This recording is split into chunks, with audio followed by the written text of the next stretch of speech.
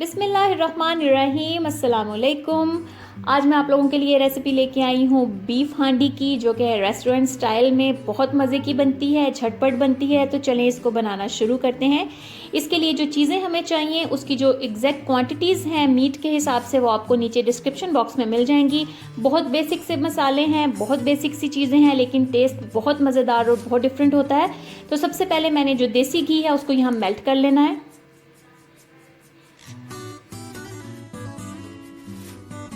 जैसे ही जो हमारा देसी घी है वो मेल्ट हो जाएगा, तो हमने इसमें शामिल कर देना है गोश्त। मैंने यहाँ पे इस्तेमाल की है बीफ के मिक्स पीसेस।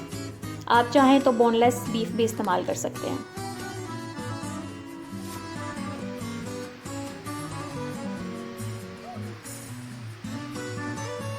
हमने गोश्त को देसी घी में बहुत अच्छी तरह से भूनना है।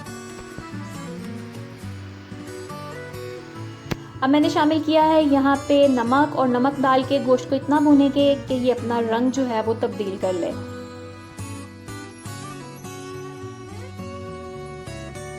नमक शामिल करने के बाद गोश्त ने बहुत ज़्यादा पानी छोड़ दिया है, तो हमने जो गोश्त का छोड़ा हुआ पानी है इसको अच्छी तरह से ड्राई कर लेना है।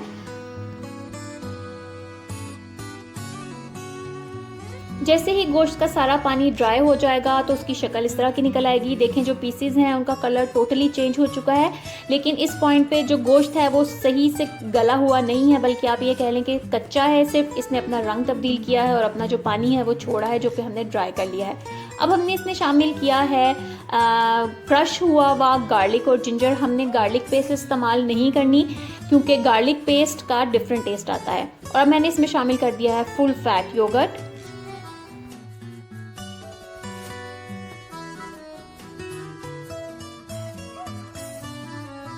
योगर्ट डालने के बाद इसको कुछ मिनट तक मज़ीद हमने पका लेना है।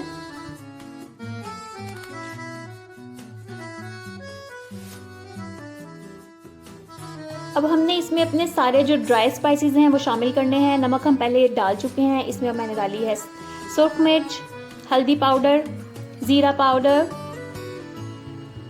कोरिएंडर पाउडर, खुश्क धनिया पाउडर भी कहते हैं जिसको। ये शामिल करने के बाद इसमें मैंने ग्रीन चिलीज शामिल की हैं। इसको अब हम थोड़ा सा भूनेंगे ताकि जो मसाले हैं उनका कच्चापन दूर हो जाए।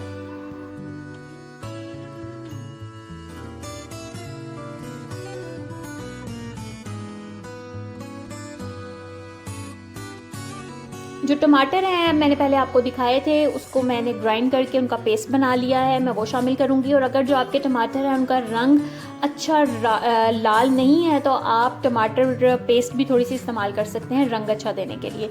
टमाटर डालने के बाद हमने इनको थोड़ा भूनना है। जब हमारा ऑयल सेपरेट हो जाए तब तक हम इसको मीडियम आंच पे भूनेंगे।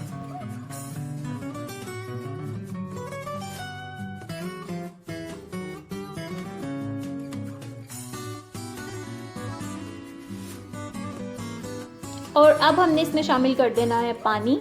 पानी डालने के बाद हमने इसको मीडियम टू लो आंच पे इतना पकाना है कि जो हमें रिक्वायर्ड ग्रेवी है उतनी आ जाए। और पानी जो है वो अच्छी क्वांटिटी में डालें, क्योंकि जो हमारा गोश्त है वो इसी पानी में पकेगा और गलेगा।